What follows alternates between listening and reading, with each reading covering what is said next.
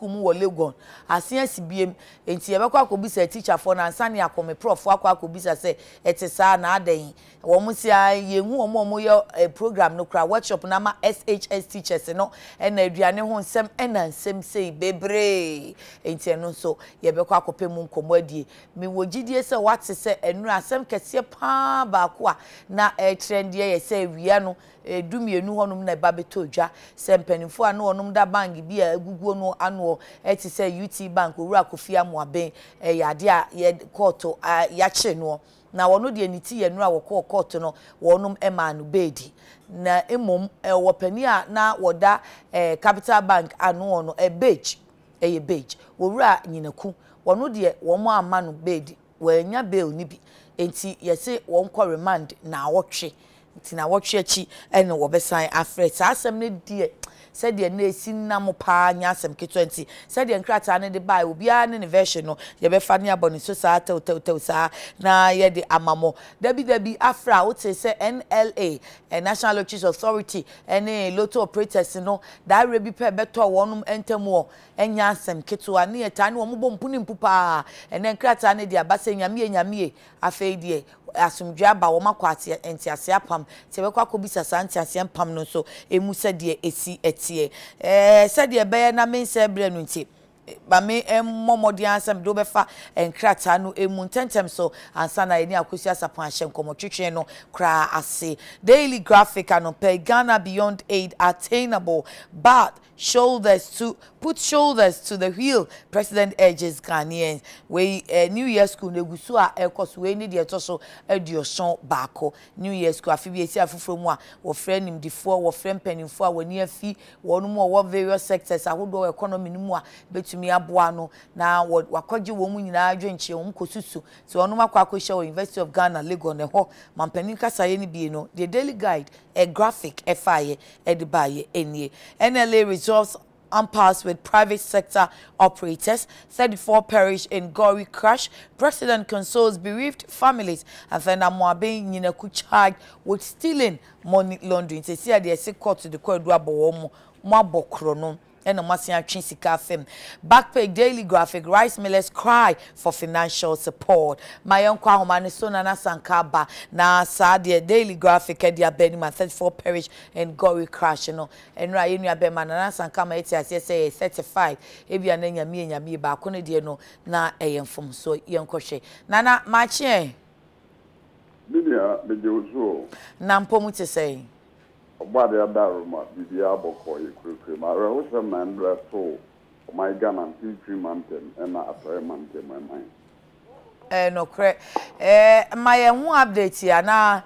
If you say you may not need a running na say Ubo Mua, my yeti or Cassia Bosso, and see Anopai and I say Finra, you may no Siampa Muechi Bana, near Mamu to say. This time, Yema, it is for a more and after for motion UT Yakaba and for Emra in 2 Mantum, Coupon Cape Cool, and after Antaldo. It's Emra Hawk and a Rahosan is here. Now, the other issue, and it's Emra, a Yadia Cape Cool Teaching Hospital, a Hono, a bra, a year accident you see, you know. One more Eddie Enipa, a year Idunum, a 950, a year 4. Ena omode omubaho ana omuba da de ayarehwe na ede ko iwiani be se duba ku ede ko bobe premotro branim no ena omosan so bi nipa miensa ebiewu ebebe ka ho ena nipa no ekokoye edunum enson 67 ewo ayeke post teaching hospital adodo na efrem intabetu na omode omuba aye no na eni akwa nyai pa Omu ejina so ehwe oma ama endra ebo be se nonum ebo epem ekwakobo nuntia no na nipa edianan 40 e de oma yo omu djuma ama broni so oma di charge omu nyina ama omu ekofie edi eye nkwada omu ntie no etintie ebe se okwe nkwala na edi kwampu ni wonoma na wanant na tese ntie no edi wonoma be saboso nwotwe ati idi bese ntie mienu afeko ano koma me no papa ho idi bese ntia bese nwotwe idi be du baako idi bese be du miensa ati mbrante a wo hwe omo hu si omo so a ibinum ekọ me fa ne tinti ya be dia asa enum be 35 e de ku bia man afi le siwa enso ewom nkete sia kama kakra ewuma atana mpinimfo nso na omo ni efi nso kakra ewom na andra ebre omo yi enipa eye edianan no na fe Cape Coast Hospital ho na nkata abeka enipa na omo di ne moden eye enipa du ensom 17 ena na omo ho no mo after say you free one there na nya de obi ahwe ne nkwa na mu ne binim kura modern ya de binim eco theater eco kutwa mo scan start say binim kwa mo operate wo mo ene de na town na endra Cape Coast Hospital opening doctor Eric Ngedu a chief executive officer no esa doctor for ne so mu nyina obo enye obo hu dura koton sa afọ ni nyina nso no ebenya obo tie didi na endra de adene kokoye ne se enipa ni be rai eti se enipa na obo ka ni no man diesel no efa enipa eye 60 ebi afa ena eye Hyundai VIP bus no me fa ne Hyundai eye VIP nko eye silver color ono nso efa enipa eye idunum 964 nti se nan kan kwadampo ebiri don ma na so ene ade ni ma nanka ebruni ebekasa passengers on board no ebeka akoye 114 na enam san kwala ene ade kan no no omumro 120 kra ena omo ewom na de abne koye no omo se baaye no omo di nipa ni bi ekokopie ni ewo esie nkwanta hospital endra ye check eni bi anto ye ewo sakado no na fiase mbare ma mi nka omo fie no etie bi asenim ekofle bi anan mienu 35 to 42 enipa mienu amiansa mesrawo wo eyi omo endra ama omo nso ato omo ekopie na omo di nso akima ekoy eye Almina Government Hospital hono nso yedi tie ko hono ma na won se ba ezu nipa bia hono mo se bi accident ni ena ye do no ebai na omo so ba atu yo bai ne de na omo yi kwa bu na okopie ebi nti tire ma omo di ko University of Cape Coast eye hospital wono se ba na mo ekọ ni bi mpo kire so omo yi ene de na keke kan wo ye kokhe no na bi bi ta ense da enkoso ne mom arọ se na ebe mu ne se na nipa ni bi ayira eyira o ma yira no te ombu hospital tie nkwanta so omo Almina Government Hospital anaso sankofo no wo mo ewo eye University of Cape Coast Hospital no yehu omo bibi o ma yira ni abi gina ho abebusuafo ebebro be se nan ebusua different eba ena omo bebusa ese wo mo akota amia mabubu di nyinaa wo mo nkofo ni wo na ho ma ase na accident ni si ye no wo mo nkofo no efre omo ubikura nsana na yere wo kasoa ama omo di phone efre na yere no e ka sense bi kunya accident ebe sisa endra kobo be se be primotobre be donko no mo de quality no na omo hu se nipa no so wa yira si owu dem fiem so dahen ono na kwa ebu atibidi nti over Cape Coast Hospital ye na bi tia ya ne se obekọ aye accident and emergency unit okwa idin no eda ho okotwem na nipa nima na okọ aye Cape Coast Hospital se ho na regional hospital omomod anas mochi ho apa akọhwe le nipa de na abra ho endra wo mi se idin tate idin nine apple idin ti na apeke kaza nipa de dukwa won ma ntia identify ho mo ena so ha identify nipa no class o dia na na sankani ana maame akusia enia wono na ebe ye den esebi a we ena na sankanta dimefa de afoafo akusie ana we ena na sankana dimefa de afoafo akwa akusie no na ono to akwa ero sempa na endra enumere ebo no num entem a ni Cape Coast Hospital no ne nyame adom nipa enkron wo mo busuafo tumi aba be trese we eye media ama nipa nkron ne de wo mo aba ba ji mu no a ebi so ebi enkremofo edom to mo kwa kutie mu no ena ebinum nso ede no ewo western region ebi wani bu ene abe no mo nso eguso eye ho nkra ta se wo mo de wie mu no Cape Coast Hospital na o mo de akọ di so far there endra ye latest development aba ene se wo mo etina be identify nipa no mu enkron se omo de omo busuafo aba na ni nyinaa mu no ye totosra ahwafo anopai wo mo ehwe yi se obi biara sane mpinimfo eka no wunipa etu kwan eye enansa efiri eye nkan kaa ni tu nkan ne fanse be 9:30 anajo kaa no eye Hyundai eye silver wono no dini efita eye nkan ba betene akota krabe ene obi biara nso a wono nso wafo eye kaa a wono nso eye man diesel efini pedi afa ne kala no eye red a wono nso efita krabe na elibufuo ewom takwapo ewom sakrade fo na nkasa bi ewom ene de ekeka ho nyina edukwa bi aborin omon ewom munyina mombra ke Coast Hospital senen pinimfo eka no oba wo de dikan ekwa accident emergency bi book mato kokохwe wunipan edin okona so nimu de a na ne offer pinimfo na moko ke Coast Hospital no makwa so yim akохwe mu no eti se omon so moche no embra na moche nimu ayema ne sa ni jadi pa nyina ebi omugu fom ewo eye Coast Hospital na ndra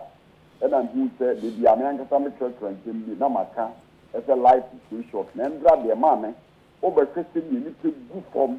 mbranto omu ho aden omu ho na ntitu omu ti koma ku duenu omu nyina gu fom tinten ate eye ma du mienu omu nyina da ho akese promo plano bia ntine nkasa kwala miensa ma mienu yarema baako omu nyina atwa nananom ewontie do nkempene de enya de antinifo aboy amane edete de graphic card nipa no baako ewu aka o makwa akoye eduonu anase eduanan entia 36 no era no pay afei ene asore a ye ni COP eye Paul Malen Awuni afei Cape Coast Hospital CEO eye yura Dr. Erikofi Engedu ena ye MTT regional eye commander yura Petra ena afei Omina eye omonso district commander eye DSC Anam ye nyina ye kwa akobum na fi ye kwa akosa asaadene ni asese ndro omo yira na mpini ampa ni nuane ampa omo ye so omo kwa akosho omo no omo hu nipa na ko ani wu aka hu anaso omo kwa na omo yira omo bi afo hwo omo ewu bi omo no omo ti hu omo nyina anopai ye betanza kwa kudi sansem echi na ya hwede a bode anasisi nchan ede bode hu embra ebi ti sabre ne mo kase edoko akwa yi ne mom yeguso kai obi biara ni nipa ti kwan ene nansa efa afa be kwa tempon to mebi ye fe ombra Cape Coast Hospital na ombra se nipa na tiafo anase nipa no enso entiafo na ndra ye mo Ghana Fire Service response abaso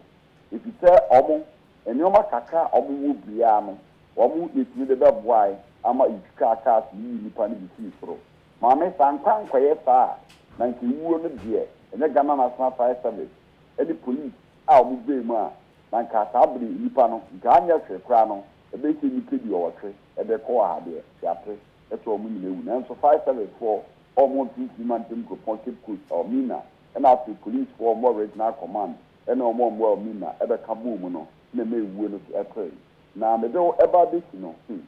abra sam bia endra eye eti anase bi bi eka ede tre no amini obi a ente ebra eye silver bath no ekokobo eye car ni ebra na omu nyina car red no eye overtaking the same man diesel no brand ni a ono okura de eye overtaking no man diesel no wona ne de ni tie ni nyina tutusa the car ni na ye condemn as say would you who be ya and to start driver no nyame adom wate aso sano pe bi a wudi a ene anope ni nduru wono mo memo ba kana no otwi eye Hyundai silver bath no ni nua barema ekiremu a ebra accident ni ti ye no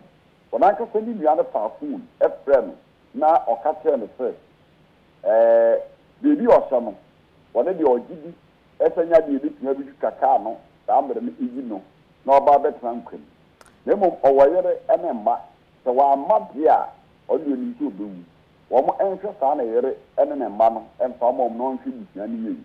na tiwu na okọ na sasama edo eye man dia obama na ebusua no abebusua no ede bi aka na yere ene ne mma je na koma do mo pa afi abraba fo no mo yedwuma wo ye ni opran station wo takrade ene nkran wono to de afuga piki mo mo esembre santi 62 years our no traffic our starting to pick or barber driving no let's just mean here we 52 but driving with you which you ever about 20 years and they come 25 years or the only thing in after now or the yanko point on the buyer so somehow they my dear any your car or the money a you between normally be action and money jano pay you better sound to a could you yes meaning about Ebra nkwanhia na sina moja pram no baby a wo hye no ene wo ka ansem we nyina ono no eye ne ka na kwakobo oni ne isu sova ka no akobo red mean na embra me ne onankasa nyimia a odi ne tikuhia e wo Cape Coast MTTD regional headquarters e wo baka no onna nyimia na echem etre me se nyimia na ba fa no ona ka na kotale eye ba no nti o be yi na agi se o mkopeto yin ka kese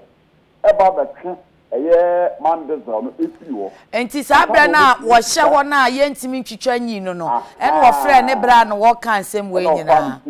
e ka se ne bra se ne ma wugya o mu na yere enyi aso nti na sesi ano ono ne ho tesɛ ni ame nti ka ne mu bio hello mini aba menti ase nipa na o se ode ne ka ekobo ka ne to no baby o hye no ya ya ye kana semi eye driver na etwi Hyundai so bakala na eka ebra ode ka ne kokobom a wo so na owu no enti na okasa atintin we nyina chi ansa na ofi mo ono no ka mienu no akobom pinimpu nti sana nkara nko mbetuye yina owu ya agi so omu toyin ka eyi eye mandezo no abi firi wo ansa na omo ba ne die nenim aba bitwika bi se ka no ori nenim ekokobo eye mandezo no ntinti no otawo mo ena ni nua ni ti mo fa phone e frɛ no e wo phone so ka na chese wo hye hodi sometime kakra be 30 minutes bi ade o ma yeyi o mo na kra no according to o ma yeyi o mo no o bi tire ma o mo da ho be so don hwere ko ene fa e de ko don hwere ko ene timi bia nan ene wo ma fa yi amu papa let's just 1 hour 40 minutes and sama police for no e de fa o mo de 5 service cars maybe any police cars maybe and after anko car bi o mo so po o mo no o mo e de o mo ba ke to hospital ndi and la say na ba kono kwa esre es obakara na de ani bi ba aye bo ne numre esre se ebi anka ambulance e wo ho no ma nke ebi a nke nya de a nke nipa do do sa ebewu ebi so oni ni sei wona ne mma miensa e na akonta a o mo kan wo mo ye nan e na o mo wo no mo o mo da ho no ma don hwere ko ene tibia nan 1 hour 40 minutes and some of 5 service car no e som e do mo banta beti no tima se ya bia nka o munya 5 service no ebi o mo aka de bibiribe ene amunu mo no bi twika car no ebi ta car no kra no eye mandezo no o mu ebi car na soro no onte aya VIP nya bi air condition ne bo soro no aha o mu bi kai ene o mo ye so o mu pija kosoro antama ikei wo mo etini aye na ma me I see etide bi a ya mo me mfa da emenyame o mo tre eye ba fa nipa ewu wom kakra no sova no wo mo tie ma ebe o mo tu ka ma o mo fika kra eba no ekwem e na ka na e condition e say ama brand ni ya wowu America na sani wo gina ka na o fetre condition na don hwi mienu ene ene anka papa si yesi wo mo efa o ma no etete totroban esogu aba no to e na driver ye che e na driver ka ne nyanam dia be station e na so na dimi e na e bi ekuni enko e na bi ebi ahwehwe e ne sa driver yi ekotie pass yesa o kotu kai wo tu kan endi milike biasa e na dungran driver apa na no montia do yo enipa nso a yemfa onsi biasa enum o mu nyina efo eku de bi a yankopon nim de ye na o ye ma ne mba emirika tanta driver na ka ho ene ye kofa nioma na mekwa akokwa so no endra oni bi te bi a be se 20 minutes ne driver ni di ka ho ene o hwe na air condition na nkan kwan ko ya ma me ye ndra ekuti ni te bi afa ni de obi na to na mo nche do no pay you be die ti ni asisi bi wu account Mona na sanka ye beda ase papa panti nura nkwanhia na esi ye na sanka update odi abreye no na eye me wanwa sa ene aprafo amote ase ye da nyame ase na nso monko se mohu yi anra na moje pra mo na don hwere ni meet aduasa na woda ho twen de wo mo free mu kra no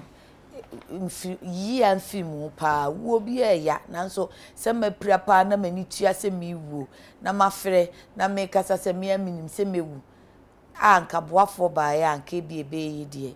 nyame fo mo kransi abusuafo mo nyina mo nhye den ti de esi ye no update na sanka de ama akosia me fa daily graphic na ye nhye sa asem we Ghana beyond date attainable. Put shoulders to the wheel, President urges Ghanaians. President Adekye Akufo-Addo has stated that the Ghana beyond day status is achievable and urged Ghanaians to put their shoulders to the wheel as the country strives to define and craft its own destiny. Quote, it is not a pie in the sky notion because other countries, including our peers at independence, have done exactly that. It is doable and we must believe that what others with less resources have done, we can do, he urged Ghanaians. Akusiaye no kane. Yo. For me the daily graphic na AFT asie na enimu ha se o de Ghana mampanyin na adodankwa Akufo-Addo mfonyini aba abeto ha sei. Na asem a eda ho no o kire se Ghana beyond aid no ye betimi aye sanse amai bi aye so o matimi aye na eno so e kire se Ghana ye so ye betumi aye. We na o mampanyin kasa e wo 71st annual New Year school and conference a wonom aye wo School of Continuing and Distance Education eno e wo University of Ghana Legon. Na ni nyina mu no Ghana mampanyin e kire se ye ka Ghana beyond aid na hwe ba bia Ghana ye gina no a ya toto ne oma yie na ye nyina ye de ane eden na se yesomu a ebetumi aye yie esansa aman bia ye entidien e na kire se ye ntumi enya we ane ensem no ebi ye fa daily guide ne yenhwe de nura asema na trend ne ba ko UT Beige boss in court over 441 million Ghana cedis fraud. Akusha Ibehu front page of Daily Guide. The chief executive officer of UT Bank, Prince Kofi Amoabeng, has been dragged before an Accra Circuit Court for allegedly stealing and laundering over 100 million Ghana cedis from the bank, which is currently in receivership. The embattled CEO is said to have stolen over 51 million Ghana cedis and another $8 million, over $8 million, because the round figure is 8,612,829,033 from the bank between 2009 and 2017. Mr. Amoabeng and the CEO of the Beige Group, Michael Nyinaku, in a separate case, are said to have stolen over 441 million Ghana cedis from UT Bank and Beige Group. Mr. Amoabeng was finally put before court following investigations by the Yoko and the Special Investigations Task Force spanning almost 2 years. Now, Kusia Sasem Krona, Ofa Chronicler. Ono o said ya wakan wonti ebefa chronicle na wahwe ni no ede abom na chese amana iti Amoabeng na could grabbed and hauled before court. And then that one will be found on page 3. And Accra Circuit Court presided over Justice Sando has granted bail to Mr. Prince Kofi Amoabeng, former chief executive officer of UT Bank, for the role he played in the collapse of the bank. Mr. Mike Nyinaku, CEO of the defunct Beige Bank, who was also in the dock, was, however, remanded into custody since the state security apparatus was still investigating his case. The decision of the court followed the arrest of the two business tycoons earlier in the day over the offense. Mr. Amoabeng is facing charges of stealing and money laundering in the collapse of UT Bank in 2017, while Mr. Nyinaku is facing charges over his alleged role in the collapse of Beige Bank. Yeah, we for Daily Guide and me de bana Daily Guide and me di kan ni mu ha se asem a wo de ato ha enti grata fe to so miensa ne ho e na asem no ankasa ewo na o chese empanimfo a wonom eda UT Bank ano eye owura Prince Kofi Amoaben e na de ono so eda Beige Group ano eye owura Michael Nyinaku sa empanimfo mienu e na Daily Guide ebo amane se nra de awiane mu ene enya nante ye se empanimfo ya che wonom e de omo ekwa akogina court na nkrofo kan se asem ye nte ho hwe ye nte ho hwe ase de eja wo mo no enti abrebe da adwa no na ase de omanfo ye obi apese wote emu nsem enti Daily Guide ebo amane se CEO si mpanimfo ye omo da sa banks yi anu yi e na o che se ye kan ye de kwadu abo wo mo se wo ma awia sika stealing wo mo awia sika enu achi no money laundering na se wo de sika wo mo edi sika di dwuma wo man fafa kwampa so ana ye de afiri wo man mu kura kopie mu wo baabi no wo man fa kwampa so se de se na efata na eno no oche se CEO yi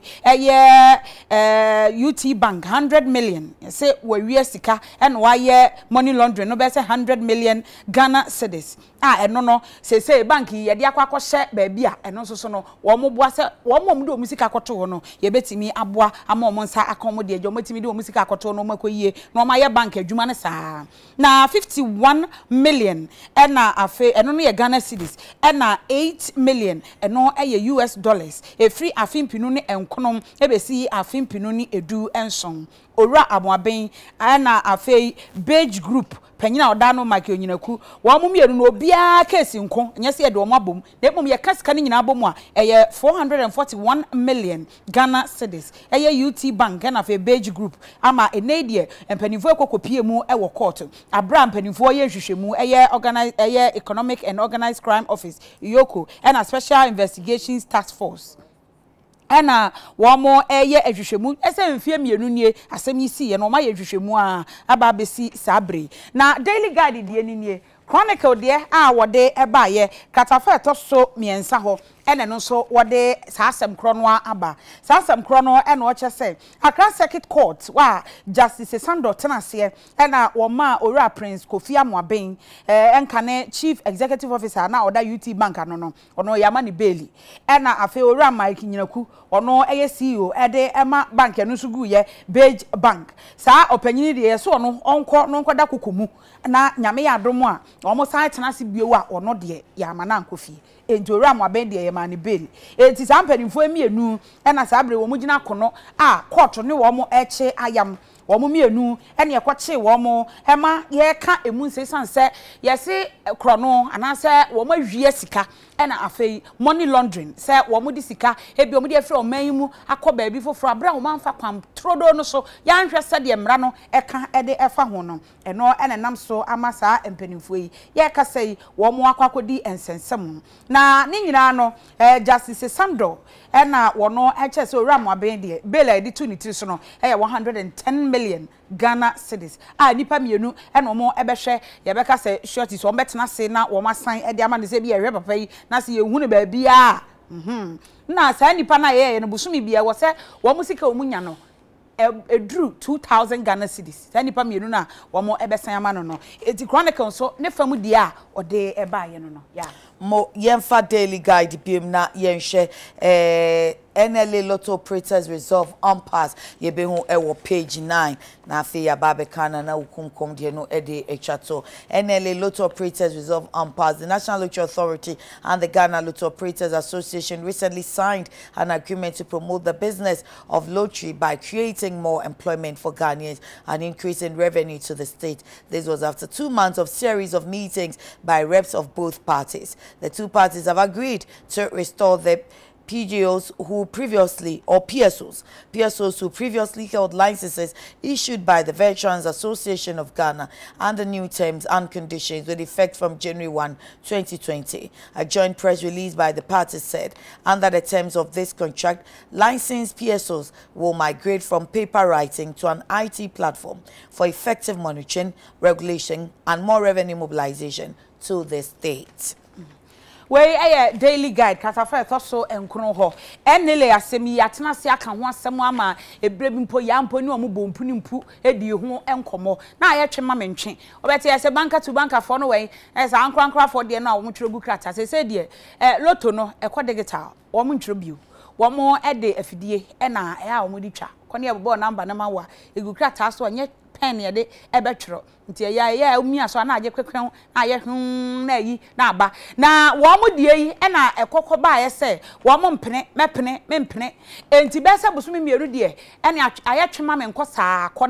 na aba sa panifo atena se we de nyame aye adom nyame ye nyame wa ma entiase aye adwuma ama National Lottery Authority wo mo ene lotto operators ya wo mo ya nkrankra de no wo mo aka bom se de wo be hye nele ase ama wo matimi regulate wo mo ne chese mra ne betimi aye adwuma e wo wonom entem edi sabre ya ide wo chese wo mo transcentrofo enim de krata ato ho eno mu nyina sensan ye chese entiase aye adwuma eti wo mo hyehyeye ene road map wo mo de agu wo ne de eno no daily guide de aba se Veterans Association of Ghana VAG na wo mo ahyehye new terms nchese hyehyeye foforo kra ene conditions ahodo a eno no January da na edikan no ene ofiti asese wo de eye adwuma nti se de entiase aye adwuma e wo NL ntem ena afi lotto operators Akusiama menkwa homani sona meni openi Abraham Kwaten a oye Ghana water penny ewo bono east ene ahafun kodi nkomo emra eja Kwaten anopa ise mo achen da ase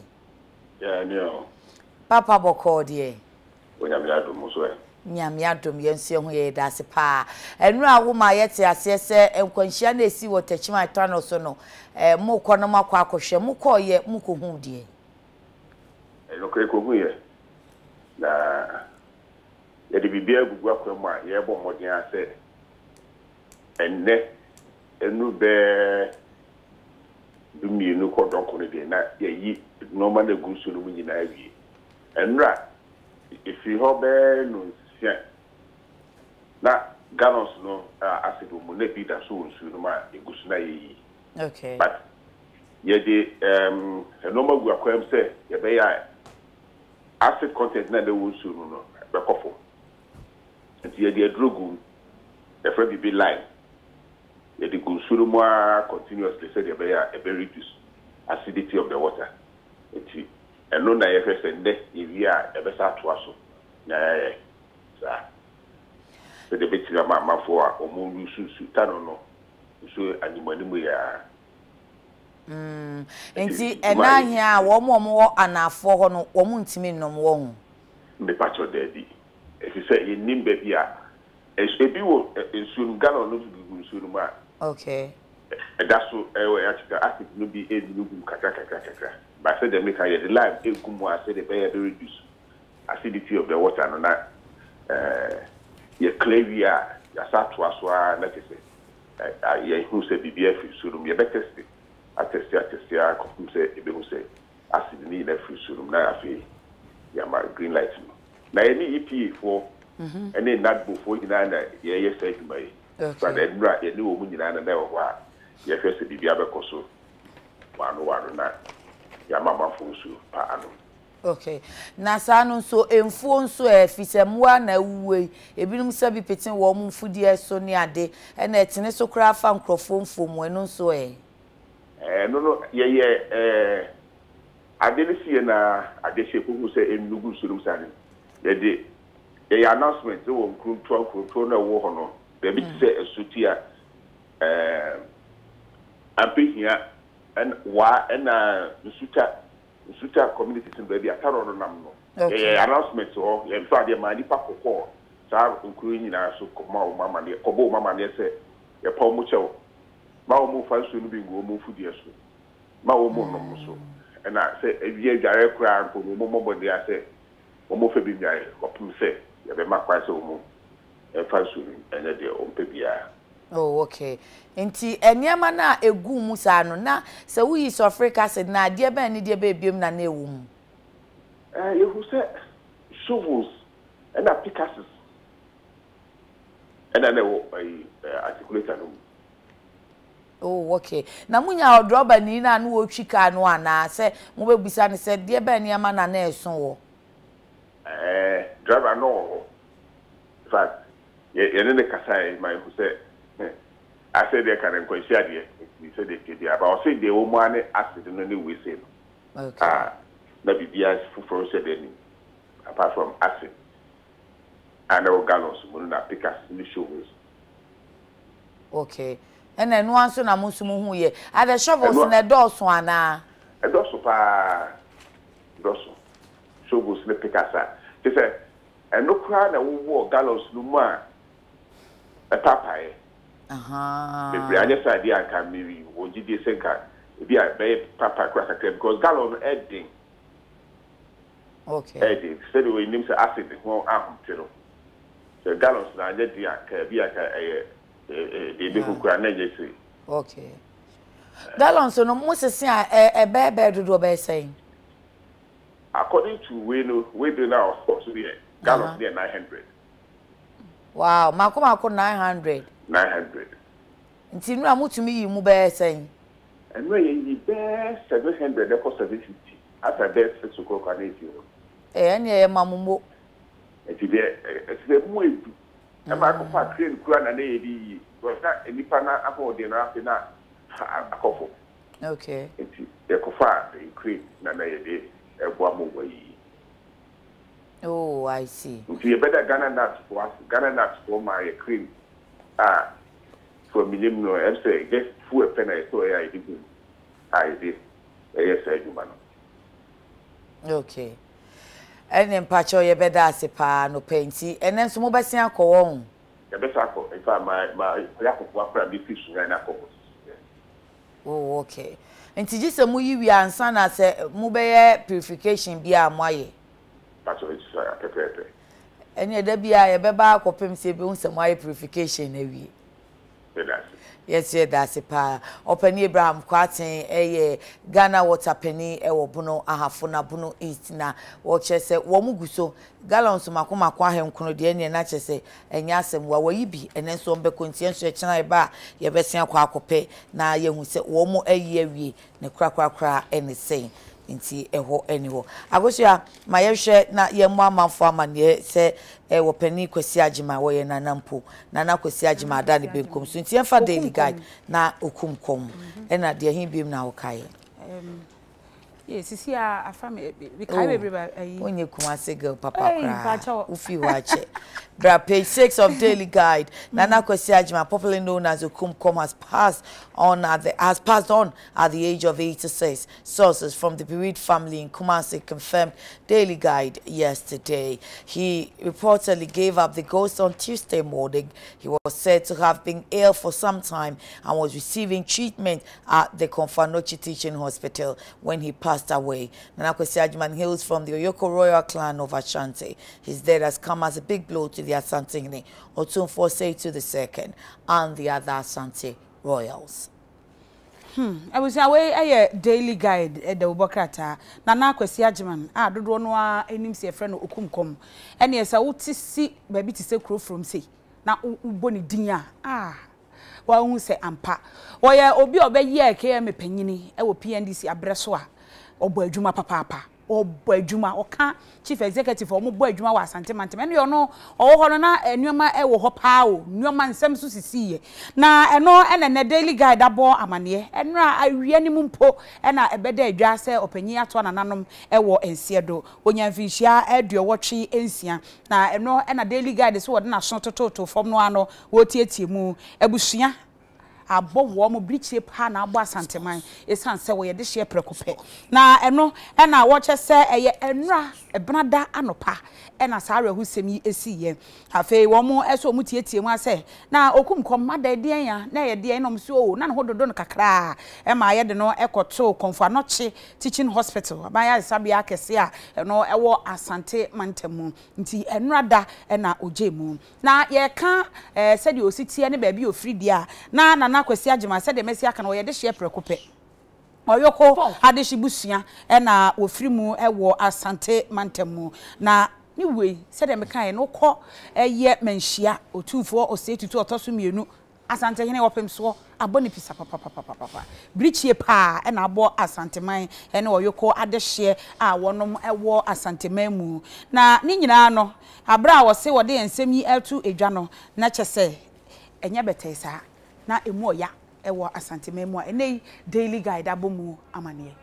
Yanko, the Chronicle, NDC brutalized NPP in 2016 but now enjoying freedom or internally, says the president. You find that on page 3 of the Chronicle. 5 years ago, a pressure group led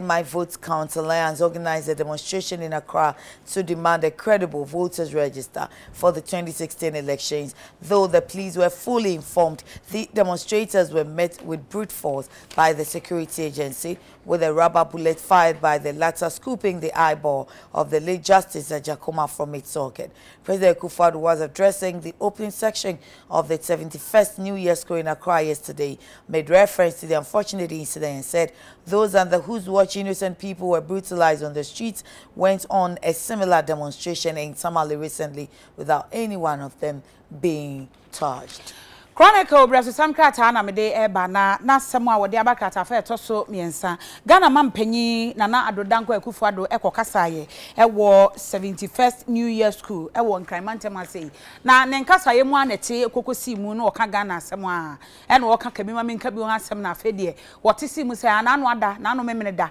ene enkrofo koye mo mo kokoye demonstration ewo Tamale obia amfane sa anka omo oyisan so omo efa mra kwan so aposifo ekohwe bo mo ho ban mo ye kire ye de ombe ye bia wase wade toto ho a wo hwe 2016 2015 2015 about 2016 ye nyina Let My Vote Alliance for eso so eye wo ye kire bi wase wo mo kobo aposifo amane pa enso se dia aposifo esiti gu sa Let My Vote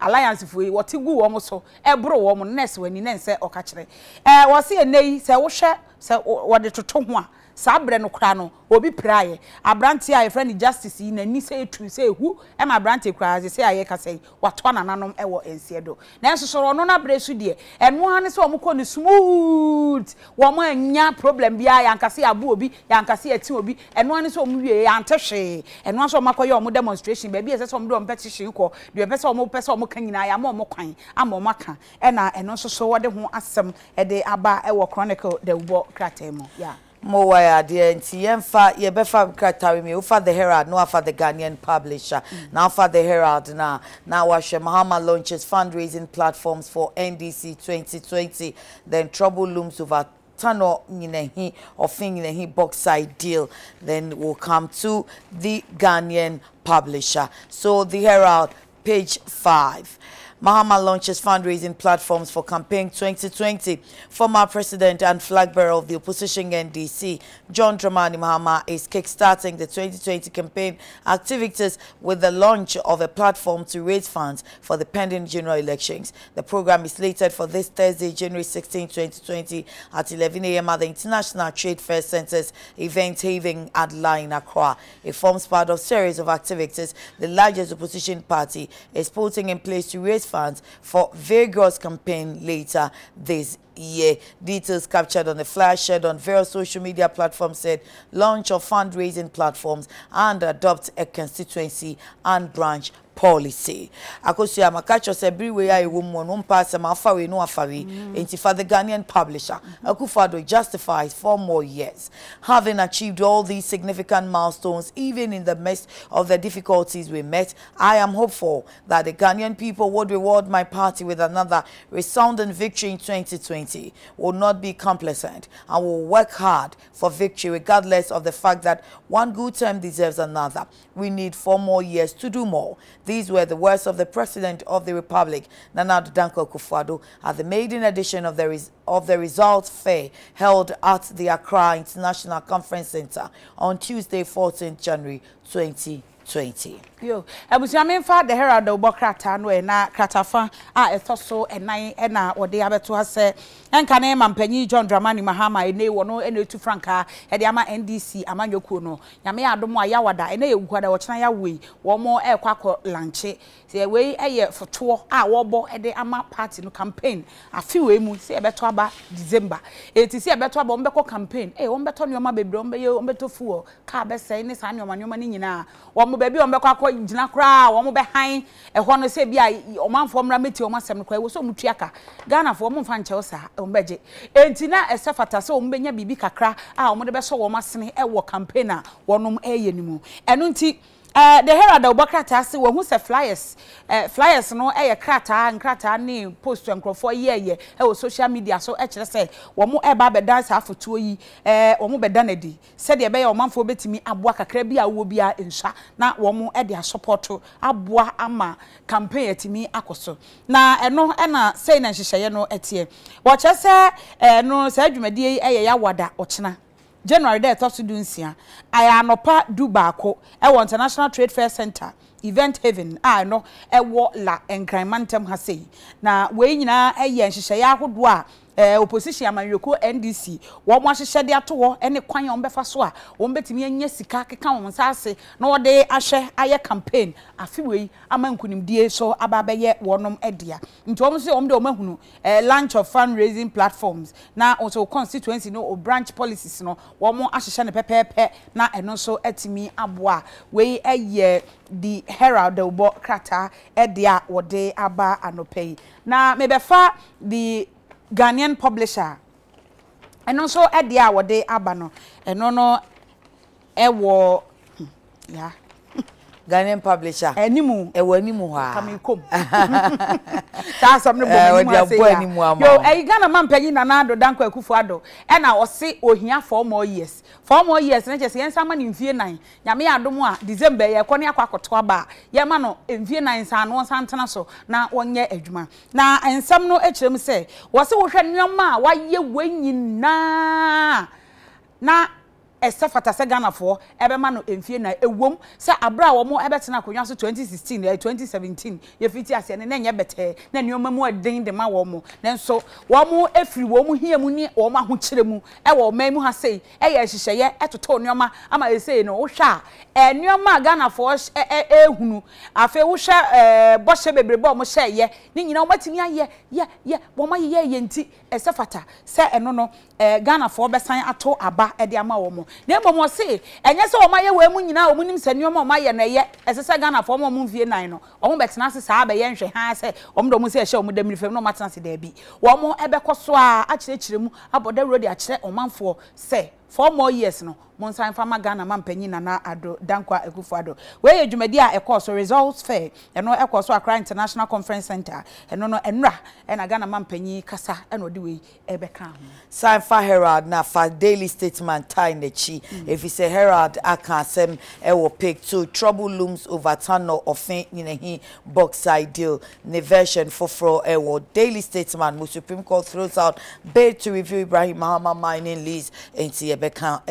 daily statement mo Herald did no any government is likely to face stiff opposition over its plans to get investors to mine bauxite in the tunnel of Forest Reserve in the Ashanti region, which includes the controversial Yinahi area. It collected from a local mining firm, Extreme Cubic, linked to the younger brother of ex-President John Mahama, Ibrahim Mahama, a business mogul. The chiefs and people in the tunnel of area are up in arms, cautioning government that they will use every means possible to resist attempts to mine bauxite in the aforementioned areas in the event that the Ghana Integrated Aluminium Development Corporation fails to address certain nagging issues they have raised. They revealed how the government has kept them in total darkness on every discussion on the intended project, despite being the owners of the land holding the bauxite deposit.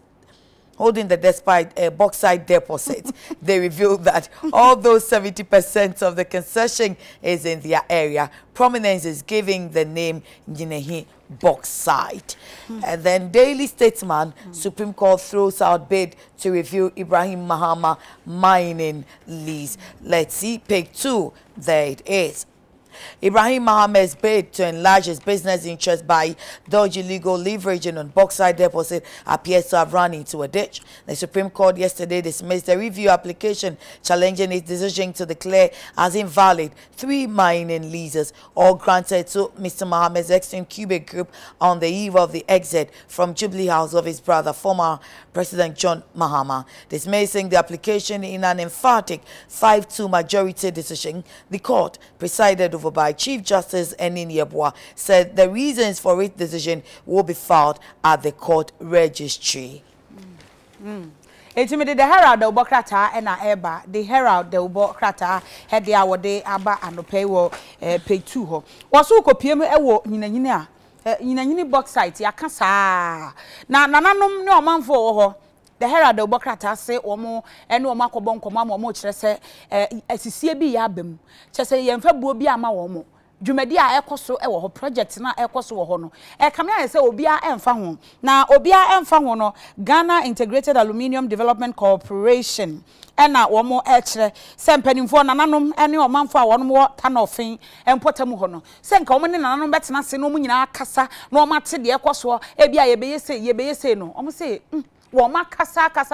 eto woma ka kira ban se ye ka womo nansase ne ye womo dia se ye ka nyinanyini bauxite a womo mu be se wo ha mu chichemu aduoso asase na da ho no a bauxite ne wo so no womo na ye womo dia na mo de bibia sie womo nim de ekoso womo nim se de bibia kwa ende nya de ombe pene ena woma ka zo mpanimfo emfi wonom e wo saa ensemi ho na ni nyina no wo se nya de ombe pene ama obia ba betu bauxite mpo e wo ho se ye mfa buo ene ani die mom hunu de ekomu a ye ka ye se hinanyini bauxite ye nka ne ba bia womo ene ye di din na to om so sanse sase no eye wonom dia ene the Herald Obokrata abomu amane ne no ena daily statement enso ne fa wo de aba wacha se court akwa asetena we eye court batan court kokroko Supreme Court ena omo ekotena ase a wo mo che so omo abo mo nsem no eye owura Ibrahim Mahama a saa wo mo extended cubic wo mo adwumako no eye ono na oye panyin oda no say 11 bauxite okay ba ko na o ka despite in kama no aye 11 yenko nani maba ase aye 11 abodro enti sesi ayi de court abo ensem no ato agu na empanimfo ta se Supreme Court wo ye atemuafo akese enson eti abra wo mo ekọ asetena ye omu si ginaye no se o masem no mo de aba ne ye nto aso ye nkyekiremu ne ye ana ena o mo se da bi eno no mo tena ase na o mo to aba no na akọ enum mienu wa ha enenum wa ha na kyese majority wo mo ena wo mo adi asem no eti se de ye kasai asem no eno so ya bo ato agu na eno ena Chief Justice enim yebo a kyese Chief Justice enim yebo a wo kyese asem no se de esi aye no ene ho nsenkan ye de nti a wo mo esi sa gina ye nyina no wokọ court registry ho a wo mo be kruchire de agu kratam sei ne de akoto etu hia no akọje no akenkan bi eti daily statement so far o de eba ye no yeah mo why ade na so far o de be ko ne de hin mi ja wo kwan yo nya mo kwan de Auntie Joyce Auntie Joyce kra minim ne net was but making oh yeah me bank why kina on tie onu a why Auntie Joyce awari vie mi ensenie me ma no you can say Nitri nkwa awari so yes nti ye ma nitri nkwa me ni okito omo anim omo nyina wa adwum ha nyina omo Auntie Joyce nitri nkwa akosi abeba bye kwagwe yayi boko de adumo ade red and black bibi wo mu oh bibi anim combination na no mrantie per life mu frefo mu badia mu sie nyamo anu me shem tries bi na chi me kakra me yere se won kakra mo pesting in tight ene we do nya opa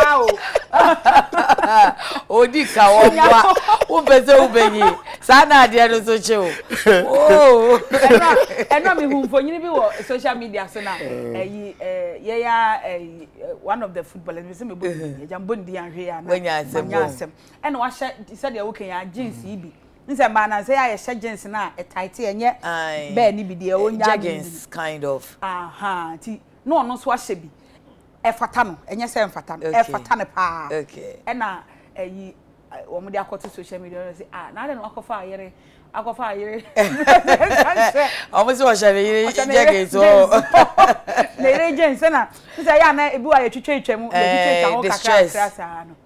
tatted ni bi omo fa tatted bi so kind of distress so distress so ena wa ye ne sa no omo so akofa na yire e de na ahye na say do omo si eye caption no enya asem keto a mesri ya ma enti ya na che se eye life na mo ba na se chi na ye che mo me anti bi o se enne ma ba tari bi aba wo she okoka o se I am well I'm aware Sabre I'm aware so ba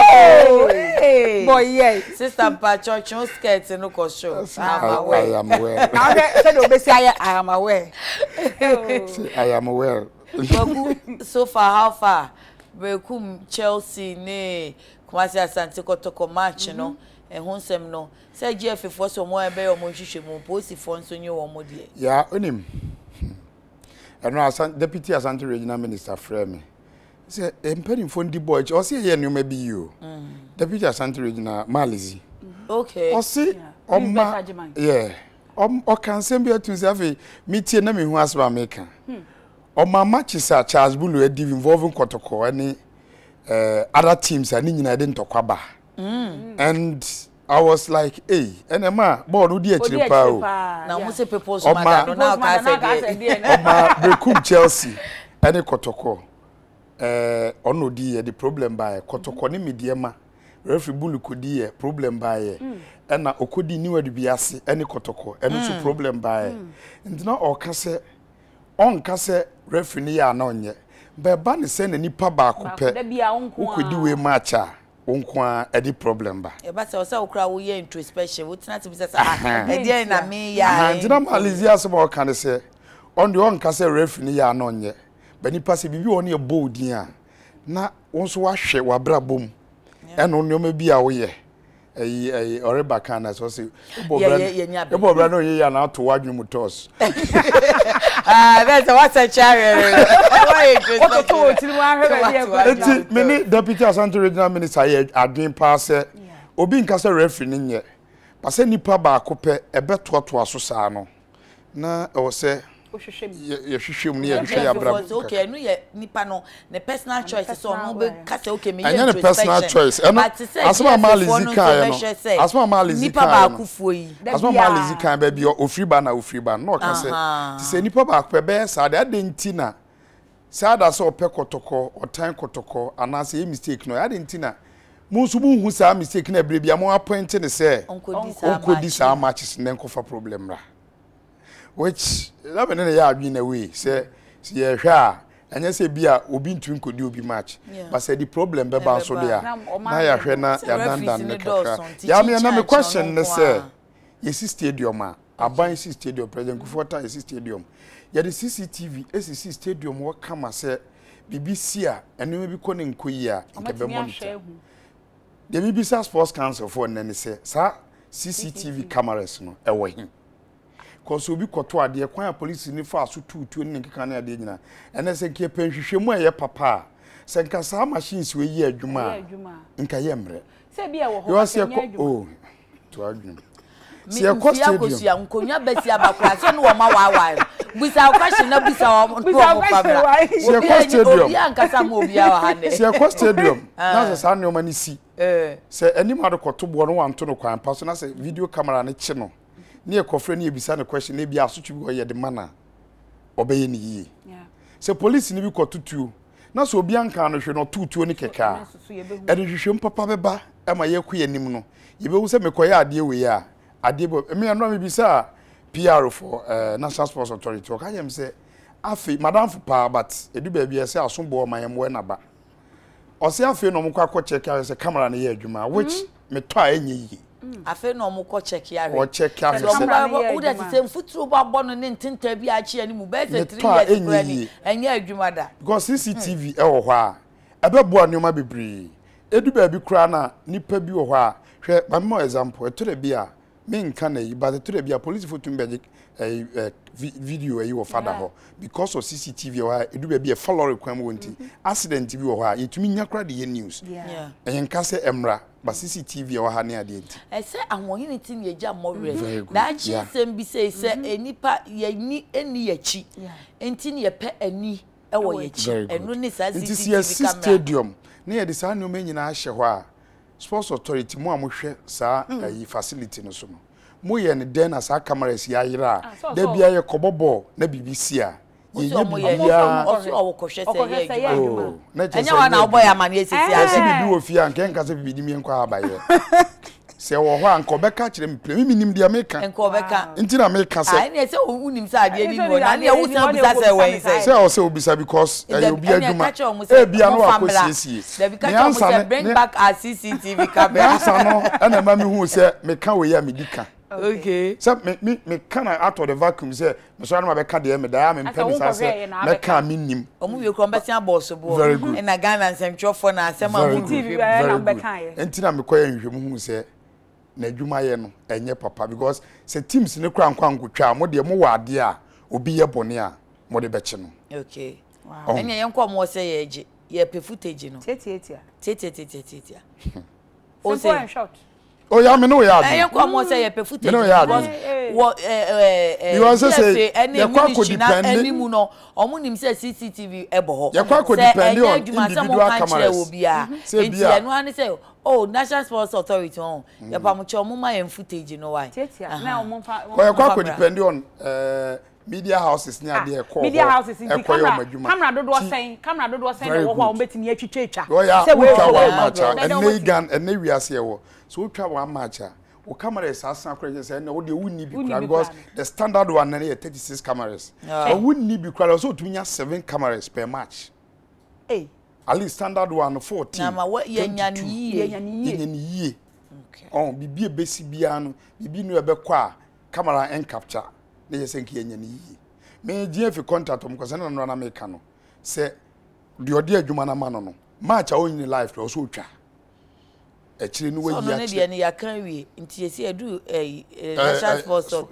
Authority. Because no so because what the stadium no ye bobo no wi akotoko wote omo ye kote VAT ye yesei ye charge we ye we na se bibi pa na ma be high wo dan